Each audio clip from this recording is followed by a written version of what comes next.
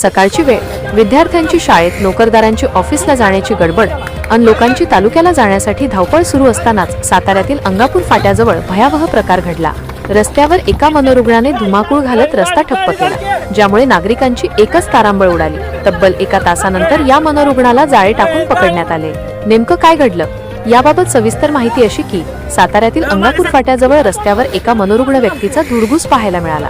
गोपाल असे या व्यक्तीचे नाव असून तो ऊसतोड मजुरांच्या टोळीतील असल्याचं सांगण्यात येत आहे। त्याला दवाखान्यात घेऊन जात असतानाच त्याने सोबत असलेल्या दुचाकी चालकाला चावा घेतला आणि रोडवर इकडे तिकडे धावू लागला।